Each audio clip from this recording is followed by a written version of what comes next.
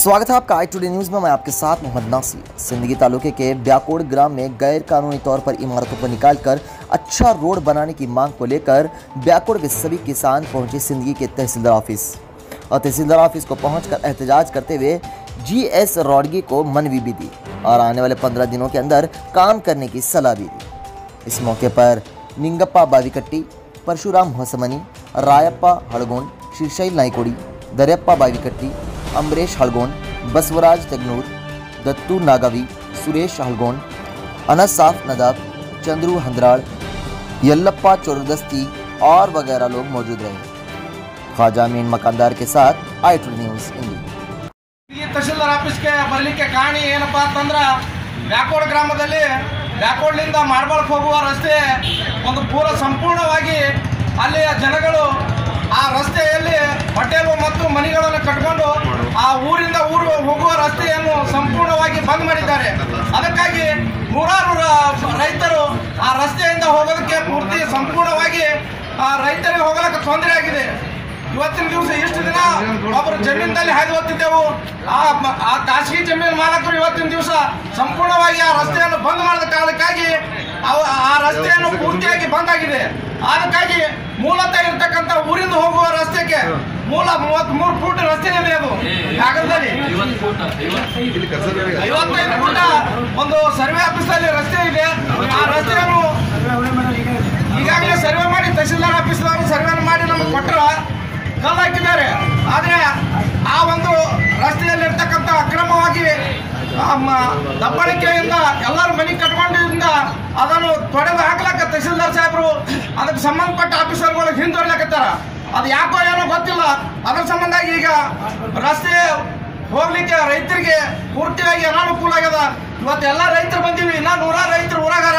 ಇವತ್ತಿನ ದಿವಸ ಸ್ಪಾಟಿ ತಹಶೀಲ್ದಾರ್ ಸರ್ ಬಂದು ಅವನ್ನು ಅಲ್ಲಿ ಕಟ್ಟಿರ್ತಕ್ಕಂಥ ಹೋಟೆಲ್ಗಳಾಗಿರ್ಬೋದು, ಮನೆಗಳಾಗಿರ್ಬೋದು ಸಂಪೂರ್ಣವಾಗಿ ಅವು ಕಿತ್ತಿಸ್ಲಿ ಹೋಗ್ಲಿಕ್ಕಂದ್ರೆ ನಾವು ಅದು ಕಿಚ್ಚುವರೆಗೂ ಕೂಡ ಇಲ್ಲೇ ತಹಶೀಲ್ದಾರ್ ಆಫೀಸ್ ಮುಂದೆ ಕೂತು ಧರಣಿ ಮಾಡ್ತೀವಿ।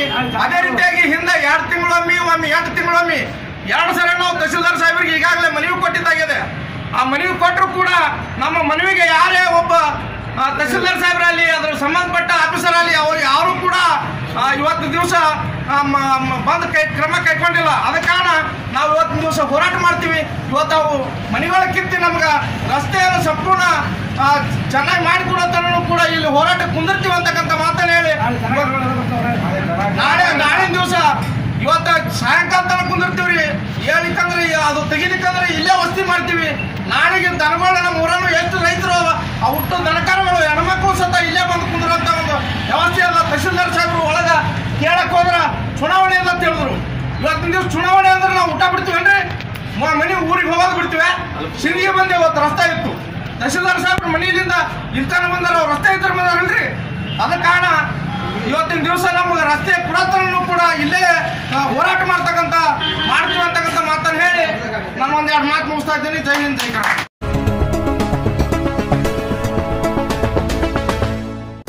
शहर इंडी के महावीर सर्कल के पास मौजूद लिबास कलेक्शंस, जहां आपको एक से बढ़कर एक कपड़े मिलेंगे। बच्चों से लेकर मर्दों औरतों के लिए भी खूबसूरत कपड़े दस्तयाब हैं।